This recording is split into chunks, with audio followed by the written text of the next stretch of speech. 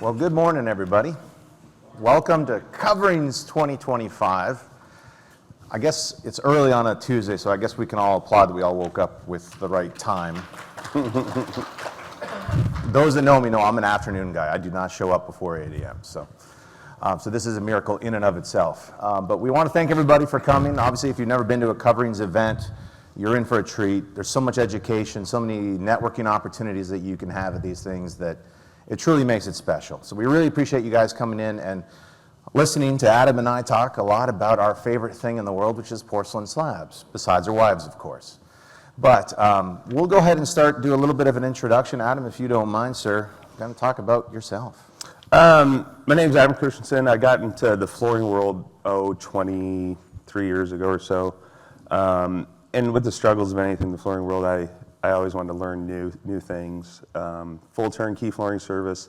I ran across gauge porcelain at a dull tile back when it was called Slim Tech. I don't know if you ever were familiar with it, but it was a 3.5 millimeter they did, 1 meter by 3 meter panel. And I got one job out of that. That was back in 2010-11 time frame. First time I touched it, last time I touched it, I said, I will never do this again. Fast forward to, 5 years after that, and I'm at a training, and it was all gauge porcelain. And I was like, oh, the market needs this. So that's right when I dropped everything else in my arsenal from, sanding floors, traditional tile installation, all that, and then went straight to porcelain. And I've been in it for the last, 9 to 12 years of my career, and it has opened up so many different things. But porcelain itself, when I started installing it, I realized all the benefits of it. And I've gone from installer, now I'm an import distributor, and I import porcelain from Italy. Very nice. Now, my name is Nathan Parsons. I'm based out of North Carolina, service portions of Virginia, South Carolina. If I have to, we will load up the van and drive a couple states over beyond that.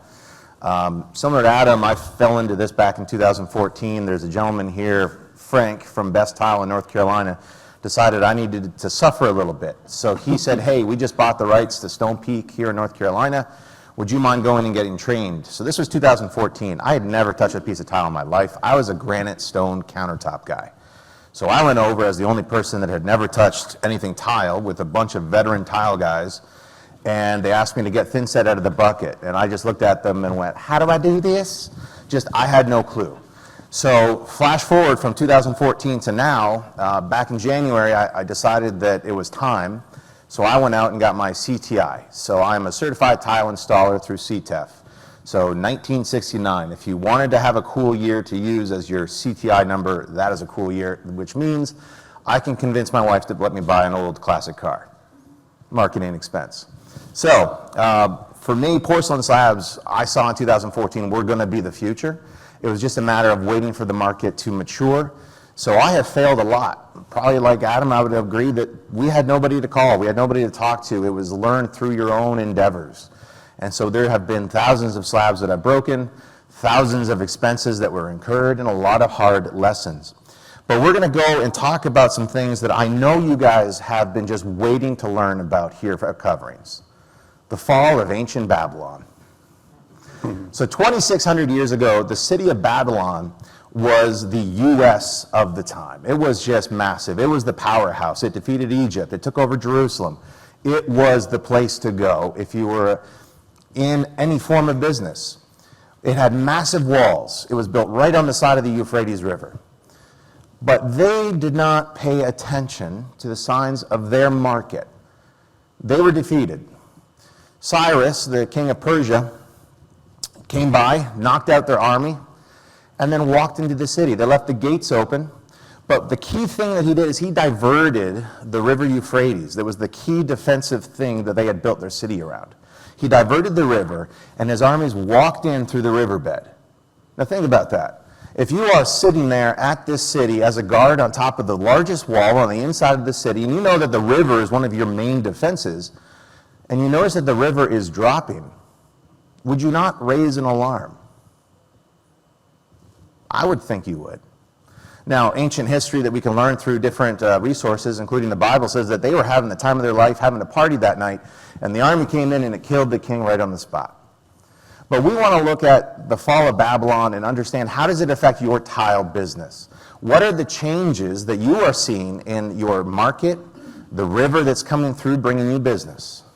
So let's see, what are some things that we need to think about as we're looking? Well, we know that there's going to be changes in designs and theories, things that designers really like to work with, that there's different looks, different colors.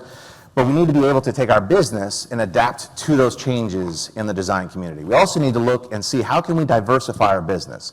Whether we are a tile installer or perhaps we're a granite shop. We have to figure out, how do I bring in something that's new to keep us at the forefront of the business world? And if you think that there's an opportunity in your market, and that's a word that really has no synonym, opportunity, seek the work out. Go out there and find it. If you think you want to get into porcelain slabs like Adam did back in 2015-ish, right? Mm-hmm. Go find it. In 2014, I was able to sell my first job a month after coming back from Tennessee. And we built it. We failed a lot, but we built that workload.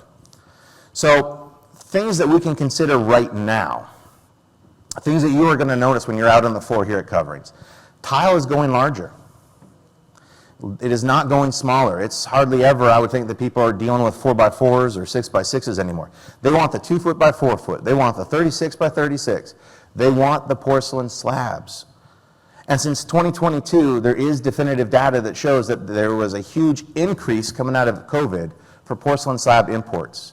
If you're in the stone world, I am sure most of your suppliers in town now have their own private label, private brand porcelain slab available.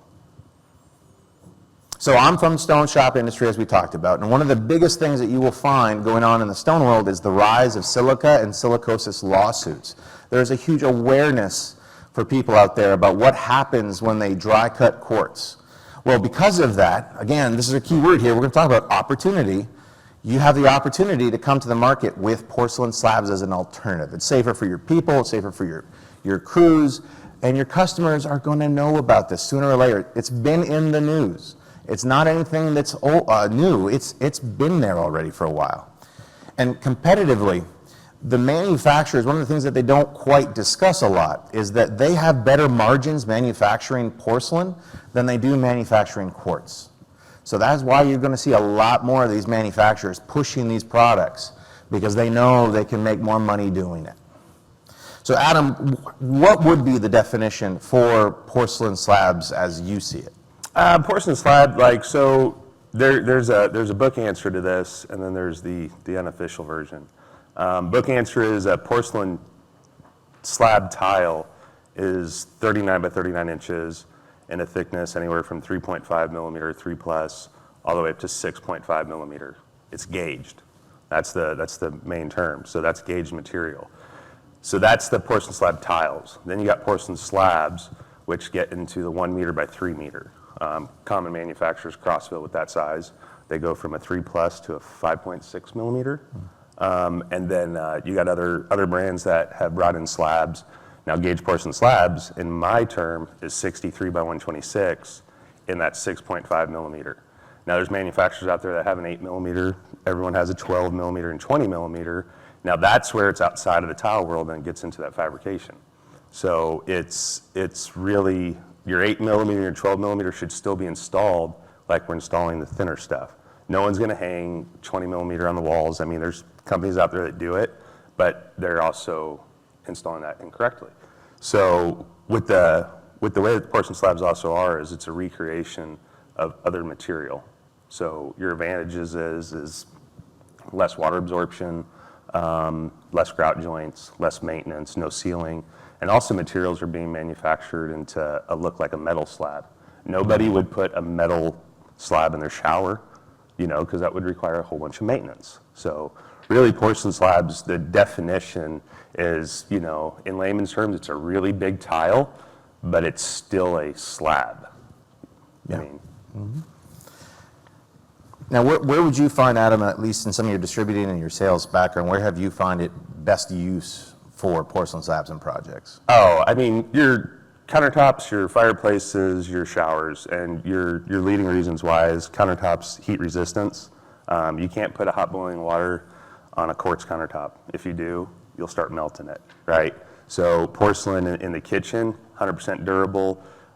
in your showers, just because of the large format and the lessened of grout joints. You're still gonna have grout joints depending on how big your shower is, right? Yeah. So if you have a 12-foot long shower, you're gonna have a couple vertical joints or horizontal joints, but you would in traditional slab material. Other places that we've seen is exterior-wise, you can use it to where weather doesn't affect it like it does natural stone or other natural materials, or a material like quartz, which can't be out there. Yeah. So, do we have any stone fabricators in the audience this morning? Okay, very good. So this is a term I just heard for the first time. I guess it's from the bougie world, but their summer kitchen, right? Their outdoor kitchen area. You can't use quartz, as Adam said, because they're not UV stable. So porcelain, substitute. So that way the customer doesn't have to worry about the absorption if they want natural stone. So it's definitely like a huge advantage for design purposes that you can go anywhere and anywhere that's flat. Now, something though that Adam and I have talked about a few times is that in order to be a successful porcelain slab installer, you need to be all of these three things that are on the screen, right? And of course, me being me, we have to have a pun here. Then you realize you need to learn more, a Venn diagram. But definitely the tile, the stone, and glass, that center section. You need to have the tile background because you're gonna have to mix thin sets. You're gonna have to prep a job site. You have to waterproof. You have to have the stone background because of the equipment, because of how you're going to handle such large things. Do you have the correct vehicle to transport these slabs? And then glass, the glass background is because a lot of our tooling from a handling standpoint does come from the glass industry. A lot of our suction cups come from glass. More importantly, this stuff, if you bend it, it's going to snap like glass. It's going to be a very sharp item. So definitely kind of keep that in mind as you are learning about porcelain and you dive into it. You're going to have to pull from different shows. Now, one of your contacts there, Craig, he was at a glass show in Atlanta last year. Guess who else was at the glass show in Atlanta? Myself. And out of like 500 feet away, we both saw each other and screamed and hollered like little teenage girls at each other. And we ran to give each other hugs and danced around in circle. But that was just because we understood that we were the oddballs out in that area. That none of these glass guys had ever heard of porcelain, but yet here we were, two porcelain slab guys looking around trying to find the next thing that we could use. So let's talk though next here about creative applications beyond just flooring. So Adam, if you could talk about this photo that you provided for us this morning. So this is actually my showroom in Kansas City. Partnership with Schluter, they're a hard believer in education, and so am I. And it goes hand in hand with a company that we had once called Tile Nation. Always trying to be innovative with training, and one of the biggest pitfalls with porcelain was that. So as a distributor, I put on, try to put on quarterly training events outside of the normal of stick a slab on the floor and the wall. This one in particular, we went over miters. It was about 2.5 days. And the desk there, it's one of those furniture pieces where we use porcelain beyond our normal scope. The construction of that desk is out of 2-inch foam board, double layers, and cladded directly, the porcelain directly to that. We did miter joints. We were able to teach that, color match silicone or epoxy. But overall, this installation, it went pretty good and fast. And the planning for it was, it was kind of in the design. Adding the lights to it is another effect that kind of gives that room just a different ambiance. Yeah, the LEDs are pretty cool. Yeah, so I mean, you're able to do some things. Had a fabricator water jet out the Schluter trapezoids in the floor. It was one of those things, having that relationship with the stone fabricators as a tile installer background, we're able to use their technology to our advantage. Yeah, that's pretty cool. We got this job, and I am going to point out that this was a one-man, one-woman install. So if there are any ladies in the crowd, you can install porcelain slabs. You might have a very aggressive husband yelling at you while you're doing it, but you can install porcelain slabs. Actually, my wife ended up coming out and helping me on this. We rented one of those lifters. I don't know if you've ever played with those, the vacuum lifters, the automatic. There's a couple brands you'll probably see on the floor. There's, well, I won't name drop any of the brands that are out there, but these are machines that grab onto porcelain slabs for you, and you can lift them, move them, go all around. So this was a 12 mil material that we used on the walls for this office space. In front of this desk is actually a 16-foot fireplace that was mitered and returned. But I think what's nice about working with these slabs is that you can really take a traditionally bland apartment complex and make them wow. You can really make some unique statements with it. It really does turn out. And especially too, with the differences of patterns that are available, book match versus vein match versus random face, this being a book match pattern, you don't get a look unlike it, right? It's just something very, very special to it. Now, I'm sorry, go for it. No, something about that book match too, and it's one of those things, guys. Like you can deliver a design expectation off the bat, like to where natural stone. If you do book match with natural stone, you'll have a variation in your book match. And in the design world, having the ability to have replicatable slabs, your design team can give a basic perfect rendering of what the job will represent once it's completed. So it helps sell that job too. Now, obviously, with types of wall cladding that's out there, showers. I mean, showers is just seemingly the thing that we're getting called on the most in North Carolina. The fact that we are having, right now, I think we have a queue backlog of close to 10 showers that people want to have done. But with this particular customer, he wanted very clean, aesthetic, very European, and so that's what we were able to deliver with some, I believe it was Neolith at the time. But just again, you're finding uses of porcelain slabs where normally you would have all these grout lines. In that shower, there's only one joint that we have to worry about for maintenance for that homeowner. So it definitely comes in handy. Moving along too, as we were talking about earlier, if you were to put some other materials on the exterior of a building, they're going to have extreme maintenance.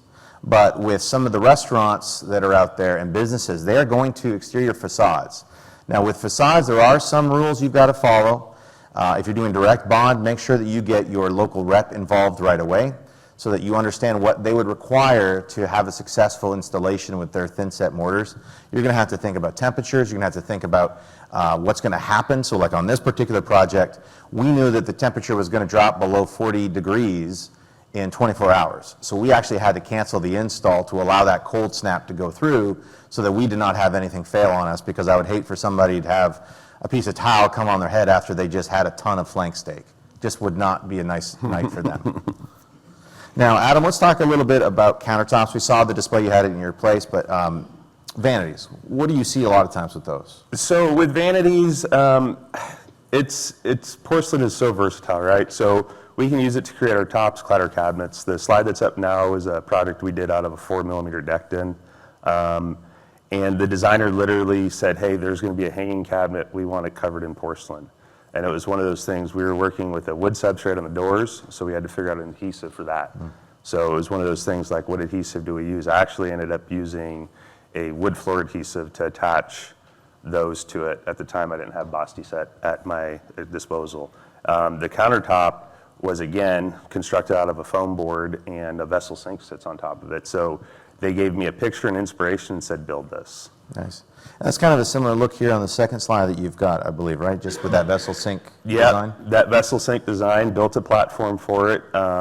Again, this is 4mm decked in, but we're using the thinner stuff to build all our furniture pieces and vanity tops and things of this nature. Now, one of the concepts that I know has been discussed a lot that I hear from like the stone shop world is the minimum thickness allowed for countertops. Is there any rule that you tend to follow on that? So typically we try to stay to 12mm. Now, if you notice, I said furniture pieces. So I built furniture pieces out of 3 plus all the way up to 20mm. It's depending on the application. It's also dependent on the substrate and the adhesives that you're using. Not all adhesives and substrates are created equal. So by the time you put that right combination together, you can have a desired outcome rather than the 12s and 20s and 8s. And this allows a tile guy like me, without machines, to build the same thing the fabricators are building at the end of the day. Yeah. Yeah, I think something he hit on too is you had mentioned you had to figure out what was the right adhesive.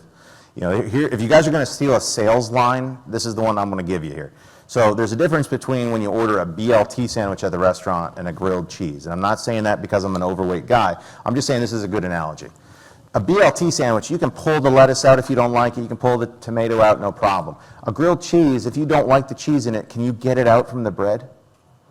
No, you can't. It's permanently affixed. And that's the goal when you're assembling something like a vanity, a countertop. It needs to be permanently affixed. So you have to have the right substrate, you have to have the right bonding adhesive, you've got to assemble it, and you have to make sure that it has properly collapsed and bonded. So don't have a BLT, make sure that your team is manufacturing the grilled cheese. And that's where, like with this next photo, with this kitchen countertop project, same thing. You've got to be able to have everything kind of thought out beforehand. So what I loved about this kitchen that we did in Texas, everything was hand fabricated, scored and snapped. We hand mitered everything, but every corner book matches to each other. So if you follow a vein, it will go down and around a corner, and then it will follow its mirror self back underneath. What was also interesting is that if you notice in the background there's a farm sink. We told the builder and manufactured it this way that it needed to have joints in the corners because of stresses. They wanted to have a mitered edge. So we installed it that way. Builder comes in the following day, calls our general manager, says, hey, I don't like the look, I want it redone so there's just one seam in the back of the sink. We told the manager that's a bad idea. They went ahead and did it. Not even 6 days later, do you want to take a guess what happened? Correct. Cracked right in the corner. So they had to send out the repair technician to go ahead and basically cut out that middle area, put the joints where they were originally. So, waste of product, waste of time, when the idea there is alleviate stress and problems. Now, Adam, you sent me this photo, and I thought it was pretty cool. Do you mind kind of telling us what it was and what was the thought process? So there's inspiration behind this. It was one of those things I always tell people, if you can dream it or build it out of stone, I can build it out of porcelain. Somebody sent me a picture, said, hey, can you do curves? And I said, well, let's figure that out. I saw a guy in Europe, it was one of those, I saw a guy in Europe do it, and I'm going to try it myself. And I cut 3/4 inch strips. Again, went to a foam substrate, used Schluter V board, which it's a board that can bend, so I was able to make my contour. And just built an overall design, and it's used in our showroom as a serving bar for parties. But it's just an example of what you can do with porcelain outside of the normal when you just have a free range of thinking and, I don't know, time and tools on your hand, I guess. But the idea is to showcase that if you can do it out of stone, we can do it out of porcelain. I think too, you went to KBIS, I believe, earlier. Yeah. I think too, there's some brands that are now saying that their slabs can be somewhat bendable. Yeah, so the manufacturer at Import Infinity, they worked with a company in Italy to thermal form porcelain.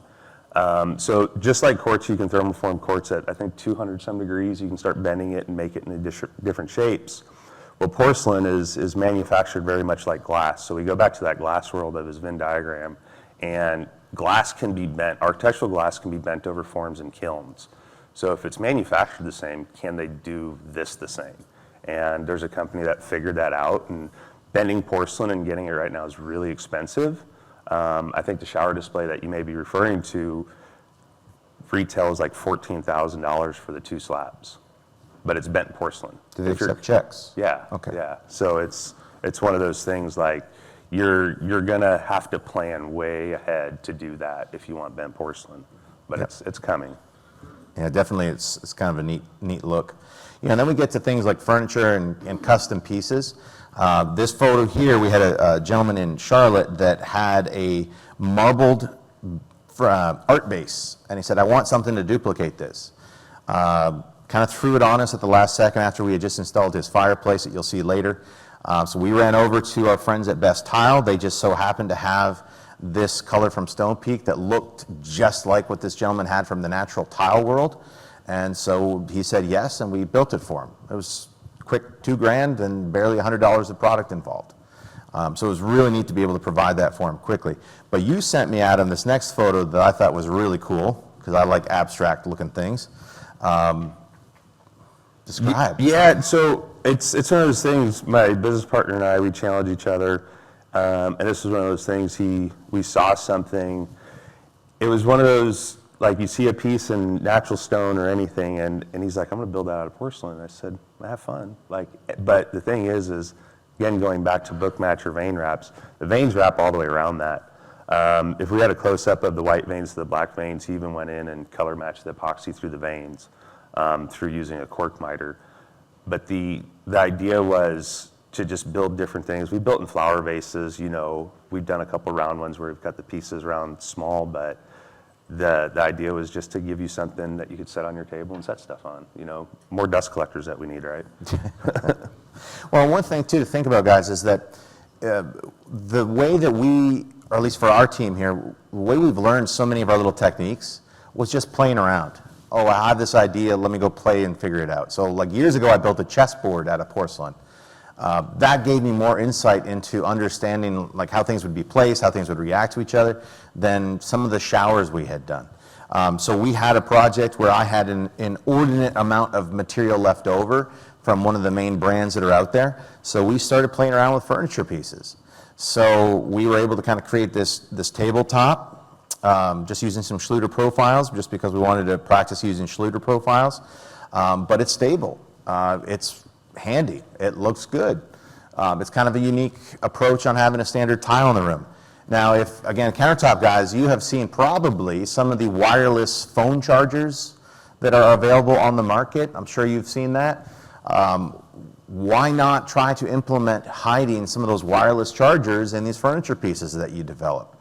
That's what we were able to do with this next piece. That's an end table for a couch. Connect a little RFI charger underneath and you're ready to roll. So again, it's just trying to find different abstract ways. And if you think about the hospitality industry, they want the same thing 100 times, or if you're in one of these larger hotels, 1,200 times. How are they going to get the exact same look out of natural stone? They're only able to get maybe some of the more basic patterns that can be replicated, or the quartz countertops that can be replicated. Now with porcelain, if they want a very specific look, you can get it 1,200 times, 2,000 times, 5,000 times, or let's say they want to go across the whole country with it. Like, you kind of get that sales idea here that you get to control the product a lot more. But going back towards some of the residential approaches, fireplaces and statement walls. It seems like so many of the clients that have a little bit more coin in their pocket, they want to have something that's very unique to them. They want to have just this statement. So the gentleman earlier that we talked about that had the furniture art piece, this was his fireplace. He wanted to have just a very cool look, and he has some really nice style. I will admit, this is probably one of the clients I've had that I'm walking through his home, snapping it for my own personal Pinterest file for what I want to do at the house. But just a nice fireplace. And even this next photo, up in the mountains of North Carolina, using some neolith material. We had to basically go, I think it was about 15 feet up and notch around their planks, 12 millimeter material. But a key consideration on something like this with such a visual pattern is we also had to be cognizant of their wood fire-burning fireplace. We put lateral joints out of the corners. It's something that we have found is the most reliable way to make sure we don't have to replace anything, is that thermal expansion. How do we eliminate it? We put joints out of the corners. We don't want to come back in 6 months because something heated up too much, somebody got crazy while they were drinking late at night and it just popped. We don't want to deal with that headache. So I don't know if you've run into any issues. So on fireplaces, there's some things, and those joints, 90% of the fireplaces out there, we recommend those joints. Fireplaces where we see joints not really needed is when somebody buys one of those electric fireplaces that puts out no heat. It's one of those slip-in ones. You can do an extremely large radius usually in your corners and insert that firebox, and the trim covers that. I've had some customers where they've said, we don't want joints, and I said, well, if it cracks, we've had the conversation. But some of those fireplaces that have really big, what is it, the trim rings, right? Yeah. Yep. And they're low BTU. Some fireplaces you can, but it also, you gotta have a conversation with your customer. How often are you gonna use it? I have a customer that said, well, we put a $70,000 fireplace in it, and 4 years later, they've never turned it on. Yep. So sometimes it's just a look or a statement piece for somebody. So we address those customers' concerns off the rip, but 90% of those fireplaces going with seams, seeing different failures over the years. I mean, it's just, we've learned. Well, what would you say for the audience here would be the smartest thing if a customer does want to have just a singular unit to make sure that when you do that cutout, it doesn't splinter out? What would you do as control for that? If we're not putting seams in? Correct, yeah. Oh, it would have to have a bezel, and we drill 1 3/8 holes in every corner, so that radius maintains. It goes back to thinking of like the egg, right? we've all tried to squish an egg in our hand, but you can't because that force just goes around. So having that larger radius is like an egg. So as that thermal expansion goes back and forth, it's taking that stress off of that. So you're never going to have a 90-degree corner in porcelain, ever. What would you say for your team there's been some like the tallest fireplaces you guys have had to do? Oh, we've hit 37, 40 feet in a house. So, I mean, there's one right now that we're consulting on where there's 3 fireplaces in the singular stack. So they have a fireplace down here in the living room, second floor, there's a fireplace in the next living room, and the master bedroom, which has glass walls. So the whole thing will book match from floor to ceiling, which again, having book match material allows for that desired outcome of it all matching. So that one's gonna be pretty spectacular because it's 52 feet tall. Now, do you guys have a lot of logistical planning about where you're going to approach it, how you're going to scaffold and all that stuff? Oh, there's times where, you know, we would stop construction framing rough in to be able to get porcelain into places. Once you start putting railings up and different walls, you know, getting to that top floor, getting up might be a conversation piece for you and the builder, or you have to figure out different ways. We've done some walls and fireplaces where we'll take a wireless winch and attach it to the 2x12 ceiling and winch it up there just using our regular suction cup frame. We've come up with some creative ideas. That, by the way, is one of my favorite tricks that we've, I think, mutually kind of discovered is using a winch instead of hand carrying with 6 guys up a scaffold. You just hook it and go. Like, it's so much nicer in that sense. Your back thanks you later on that evening, for sure. Now, something that my crew got stuck on last summer was this bath wash for a dog. So not only did they do the bath zone, they did all up the wall there, as well as wainscoting throughout the room. This was part of a $14 million house. And with all the other things that they did in this room, I would imagine it was probably somewhere around $75,000 total. We were just brought in as the install labor for this whole house. But that dog bath, I don't know what type of dog it was, but that shower is good enough for me after an install day. So it was nice. And you notice too at the bottom in the cabinet, I just actually had another client ask me about this.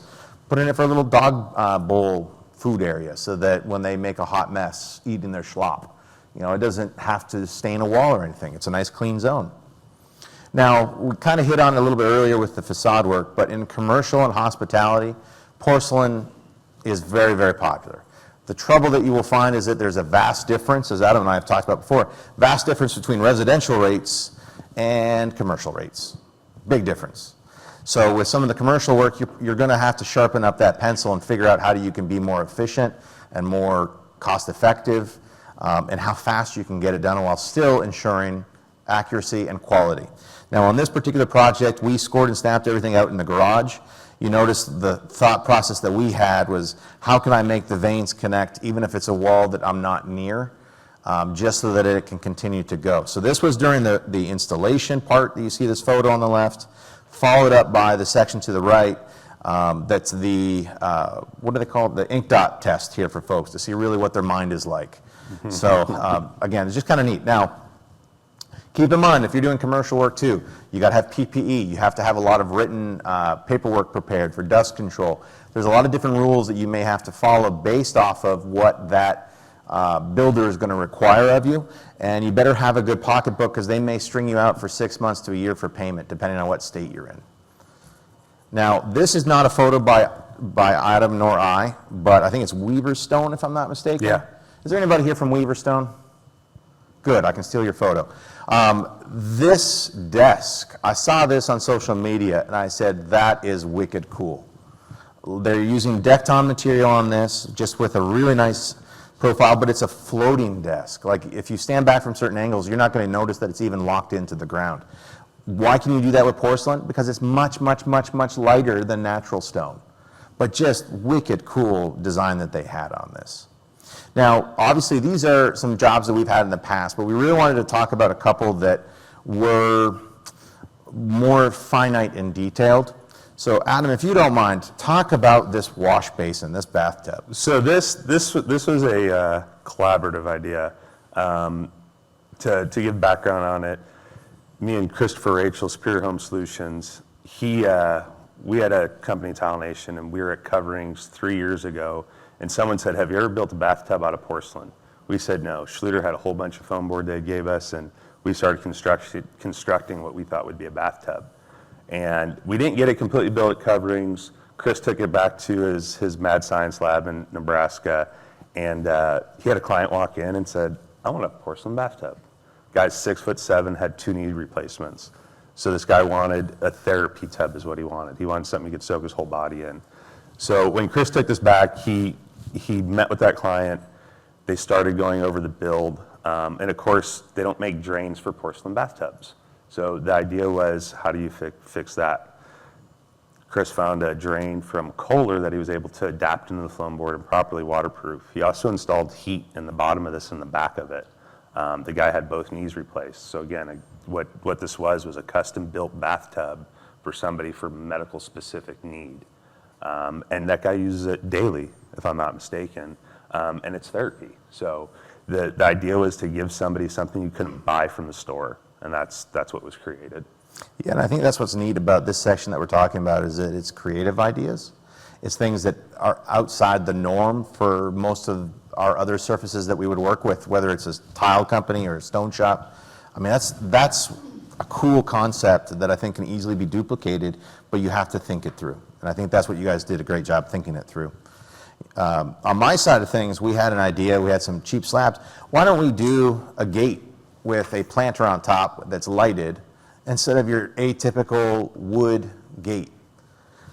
So that's what, excuse me guys, I'm sorry about that. So planning wise, we had to figure out how can the wall be strong enough for exterior, what waterproofing agents should we use, when should we run the wires, and then more importantly, with the dirt that's on top for the planter, how do you drain it out properly if it gets overwhelmed with rain or flooded, if there's a hurricane that comes through in North Carolina.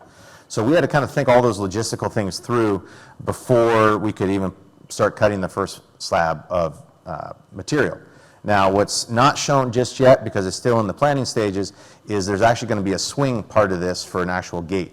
So from the street, all you see is just porcelain slabs next to the house, and where does the driveway go? So a nice proper block off. Now, the next thing we're going to have is to build a watchtower. Again, learning from ancient Babylon. I want to have the archers on top of there to protect the house when I'm not home. But we'll get to that later.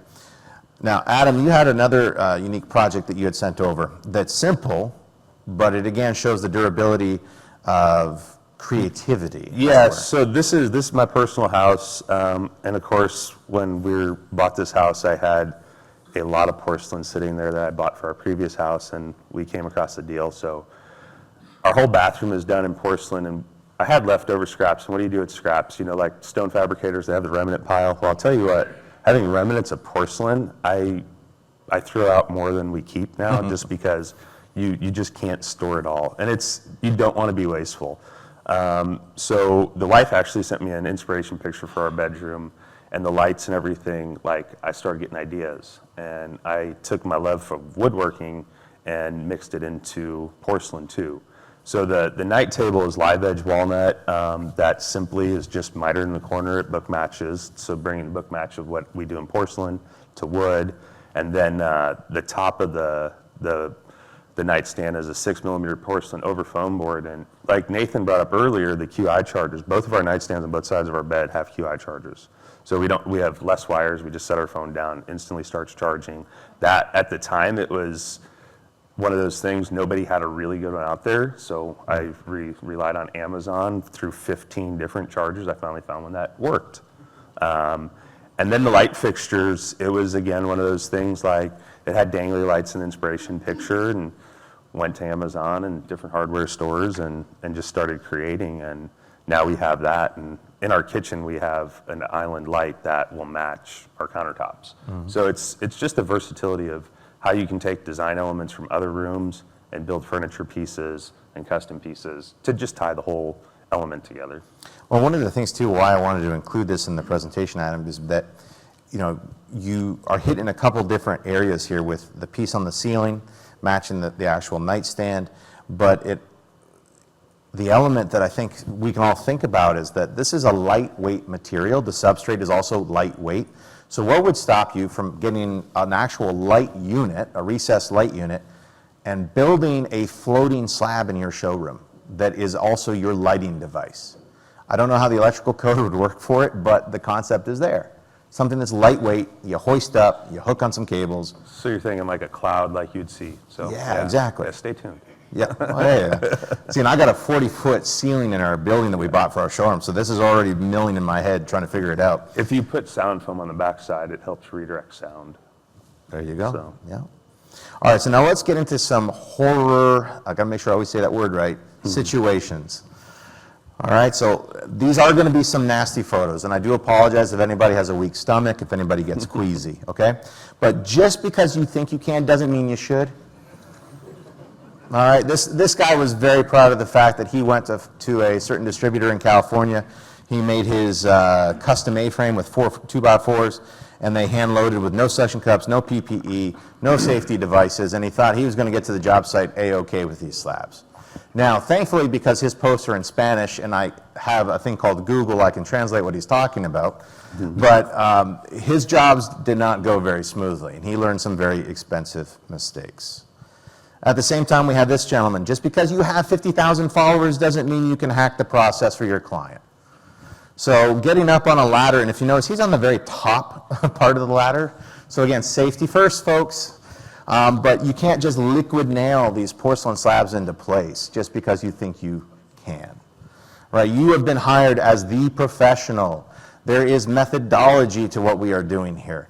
We want to have these pieces bonded permanently so that they don't fall over in 2 years as your house moves. But aren't most of their excuses, it's 12 millimeters, so we do what we want? Well, I would think 20 millimeters, more safe to use liquid nail, much heavier and more durable. Yeah. Sarcasm induced. Now, I am going to fall on the sword here with a mea culpa. A friend of mine had an emergency for a job. So just because you walk into a fire drill project to install does not mean you should ignore problems and issues. So this actually just happened to me. Again, I've been doing this 11 years. There are moments where we are still caught with our pants down, as it were, to use another cliche. This triple desk, we showed up. Slabs weren't even on site. We had to wait 2 days for the slabs to show up. They had given the original tile contractor all of 2 weeks' notice for a job he quoted 2 years ago. And so when we showed up, everybody was already antsy. They said, get to it. Well, we put our level on it, and we said, this thing is 3/8 of an inch out of level, and it's not even plumb, it's all out of whack. Doesn't matter, go for it. So we started to install. They said, do it. Well, what we should have done is stop, pump the brakes, called my buddy, him called the GC, who then calls the client to get the carpenter back out there to fix everything. Turns out, after this $10,000 desk has now been demolished and redone, the electricians had moved the table 4 times, and nobody knew. It was not even centered in the room. It was out of square with the room.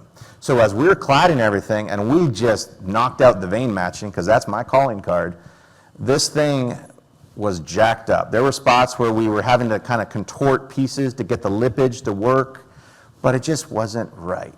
So what is the lesson I want you to take away from our failure as a team?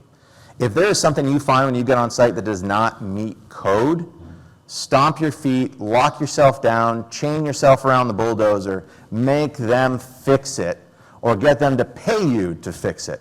Because we wasted 2.5 weeks on this project with this area and another area, all for naught. It had to be redone. We had to give money back because we were liable for not holding the line. So what was a point of trying to help out a friend ended up having a negative effect. I'm still friends with him, love the guy, but it just, you know, it's one of those things that we should have known better to call the right people to have them fix their stuff. So Adam, if you can talk a little bit about planning and logistics when it comes to your job sites.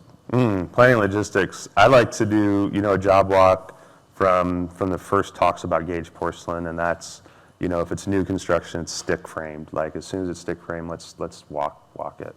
But we're gonna teach our builders everything about what we want to do. So if we're installing on the 3rd floor, we're gonna figure out how to get the porcelain up there. You know, if we're doing outside, we want to make sure it's the right time of year. We don't want to be doing it when there's snow. We don't want to be doing it when it's 90 degrees.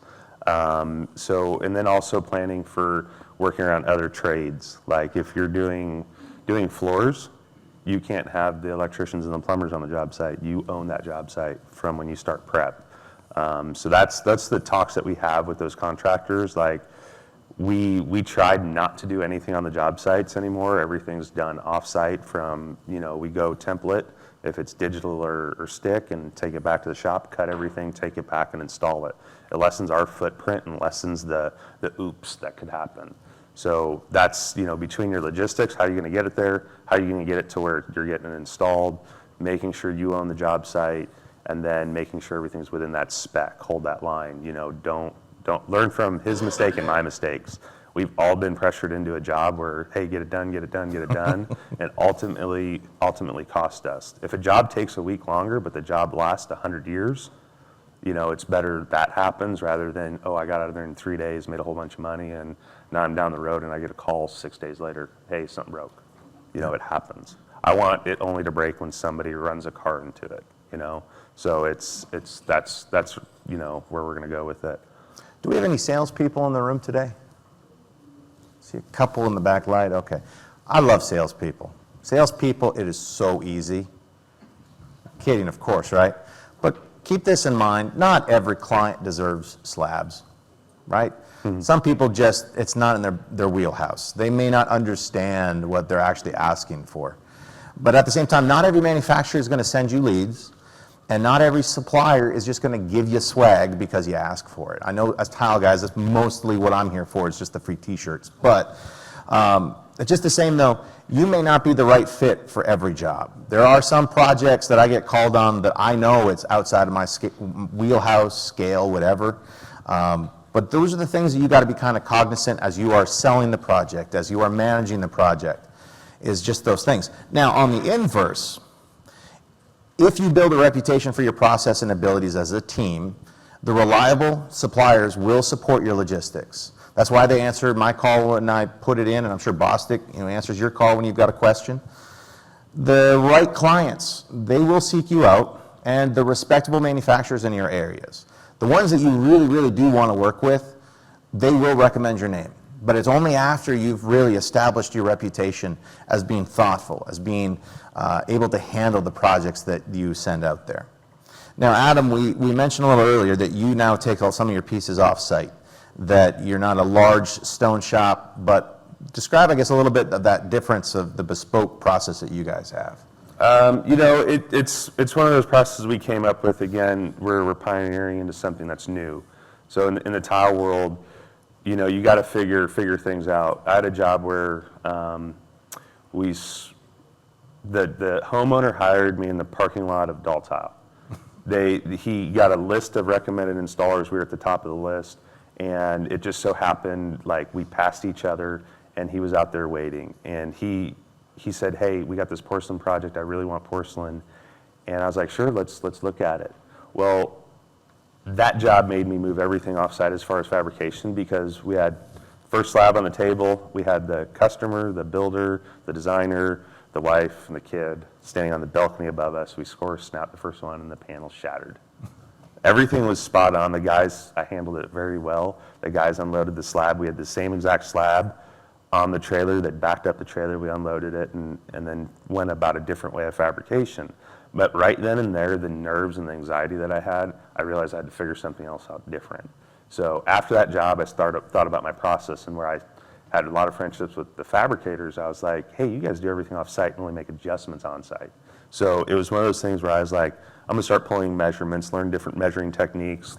Then I learned stick templating. And when I got to stick templating, it was, hey, we make a template, we're on the job site, we're gone, we come back with the piece, we look like heroes, because the other porcelain installers are doing everything on site.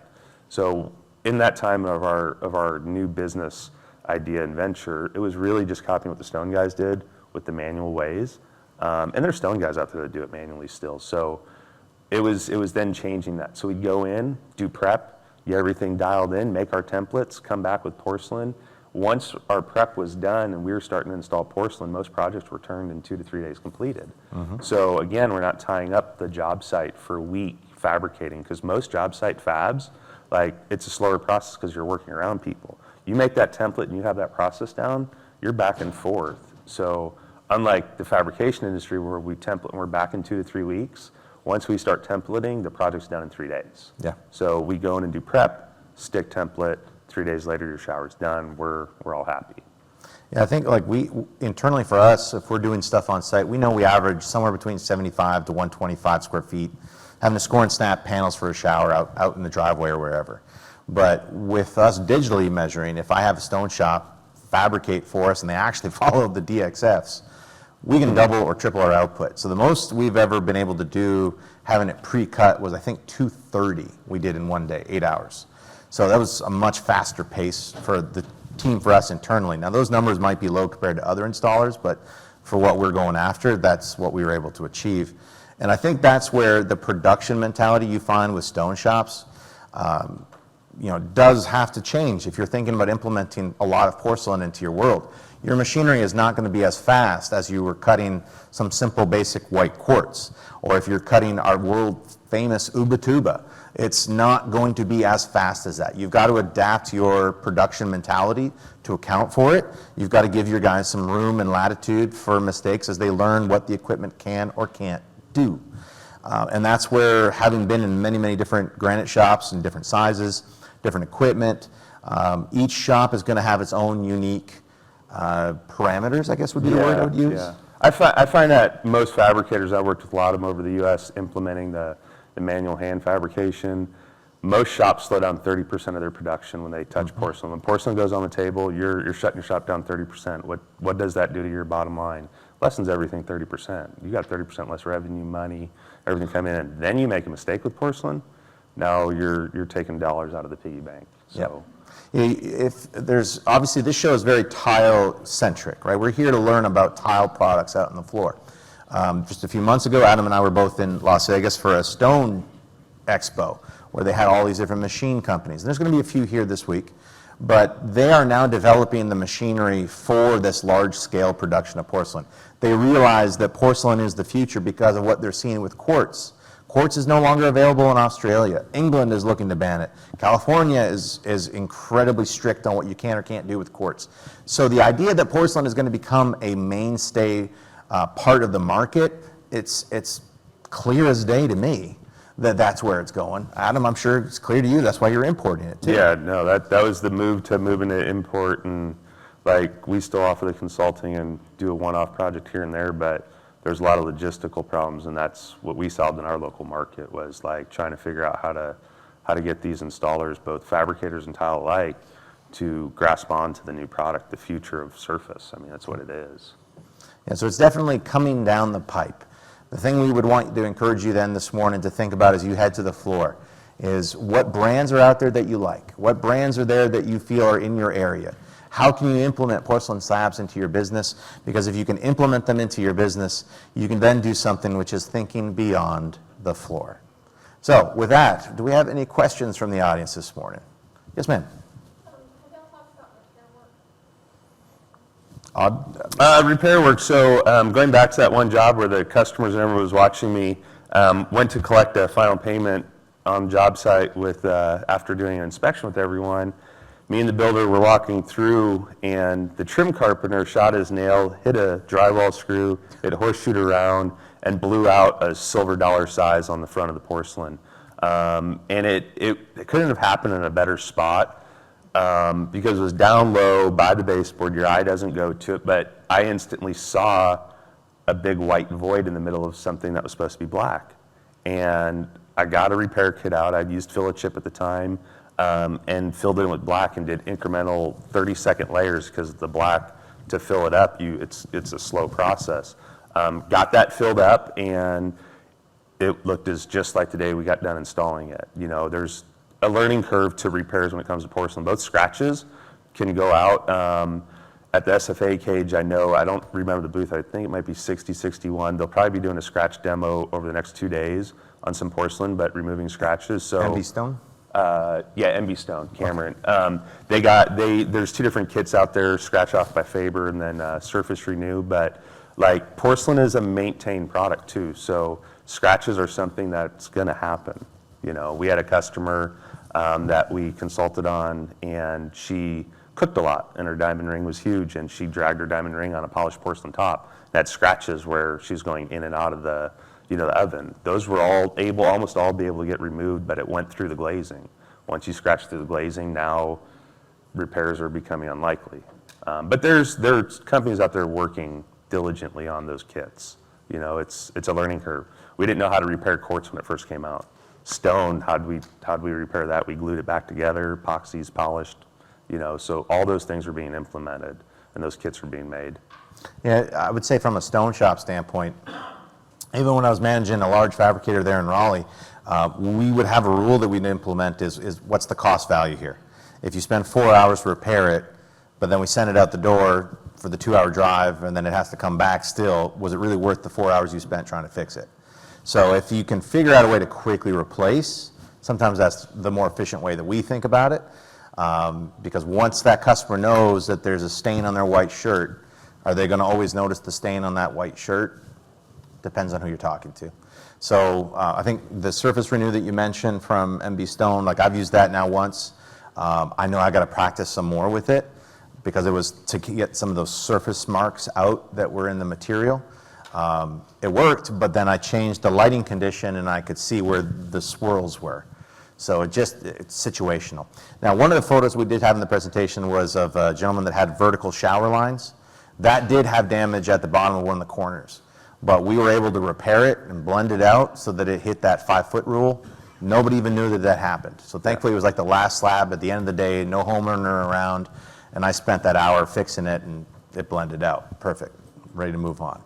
And I would imagine you did that just because if you were to rip that out, you might have waterproofing issues. Oh, heck yeah. So- Yeah. Plus the fact that the homeowner did not order any extra slabs out of Florida, so Yeah. that makes it a little bit more stressful.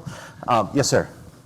Do you use 3mm to wrap like some of your furniture and things like that? And if so, and you're using a thin veneer, are you trying to miter the edges or you just leave it? Going back to that white countertop, that was a 4mm material, and then the vanity that was kind of with the vessel on it, that was another 4mm material. The 3+ and the 3.5, like you can miter it. It's just you got to be. There's no rule on mitering yet. We'll put it that way. When it comes to the thinner material, there's no written rule on it. So we're still in that no man's land. That's where I like a cork miter. Nathan, you like a harder miter where you glue it up tight, porcelain on porcelain.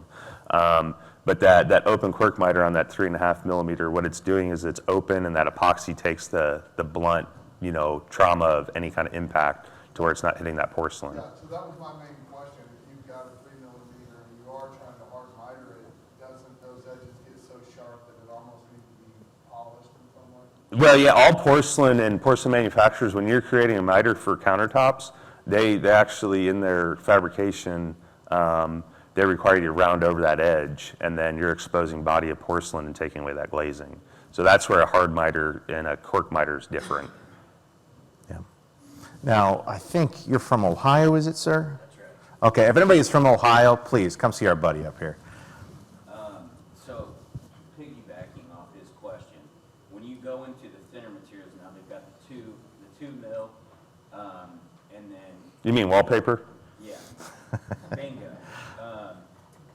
And then of course when you're leaving the tile standards, how are you guys dealing with? TCM is so good about giving us dictates for things. Yeah. And then if you go outside of that, it's like, I mean, coming from the tile world, it's like nobody has anything other than the manufacturers. Yeah, so it's no man's land with a lot of this stuff. We're still in the development stages of a lot of different things. When it comes to porcelain, I mean, How are you dealing with liability is my question. So it's a furniture piece. It's a furniture piece. I mean, at the end of the day, it's a furniture piece. And I would say in any business, have a good lawyer, have them look over things and have them look at definitions of things. But when I sell a vanity top made out of something thinner than 12mm, I call it a furniture piece. And that I'm not offering legal advice, but if you call it furniture piece, talk to a lawyer. It's different. So, but that's the legality. That how do you get behind something? How do you build something? You have failures. You learn. I cladded my personal cabinets at home in my house, and the wood warped and cracked panels. So we came up with another way that we do it. We use a thinner material. We don't use 6mm anymore. Those thinner materials, like a 3 or a 2, will move a little bit. It has that mesh. Yeah, like I would say too, there's now a movement towards slabs that are being backed with like foam. And if you read into some of their paperwork that they have for the actual, what's the word I'm looking for? Not trademark, but their patents, that it's actually an idea that is pushing towards more of the transport side of endurance. It doesn't really add much value for impact per se, but it's helping folks to get into porcelain. And that's all I really want to see, is more people getting into porcelain, which drives the interest level, which means there's more people talking about it, which means I potentially get more calls. So the more of you in the room that start selling porcelain, the better for both Adam and I. Yeah, ma'am, we'll get you one more time. Foam board, do you have a recommendation of the best foam board and any that can be fabricated wet? Yeah, there's foam boards out there. When you want to fabricate wet, I'd lean towards an XPS board, and that's going to be boards that are XPS cementitious coated. Stay away from some of the fabric covered boards. Water may have an effect if you're cutting it. I know guys out there cutting foam board on water jets, and they'll cut others over, like I want to cut a cementitious coated one or go board over this one because they're worried about what could happen. So when you're wet cutting foam board, we cut a lot of stuff on, a table saw, just because. And there's also aluminum honeycomb. That's an expensive option.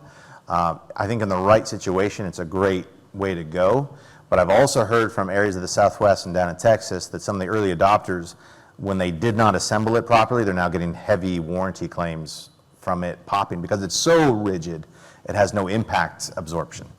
So that's something to kind of think about as you're doing your cost analysis. But for a big tabletop, it would be a cool option for anything that's overhanging.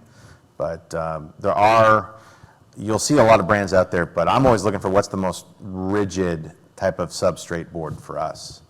And I saw a hand in the back too. Yes, ma'am. So what is the recommended thickness of these porcelain slabs right now? Because remember when just regular slabs was 3/4 inch, and they figured out 1 1/4 was better because things were cracking. So Application based. So really, it's from our standpoint anyway, it's where you're going to be installing it would help dictate for us which way we want to recommend. It's going to be installation based, but I'm going to tell you, all porcelain is not created equal, right? So there's some porcelain that has more recycled materials in it. They value engineered the manufacturing process. So and you'll learn. And some manufacturers, everybody's trying to make the most dollar. So that's a learning curve that you have to learn, and they constantly change those formulas. I had a personal failure in my own house, and the manufacturer said, yeah, we changed the formula, here's 4 more slabs. So it was one of those things like, oh, here's 4 more slabs, now I got to remake my whole island.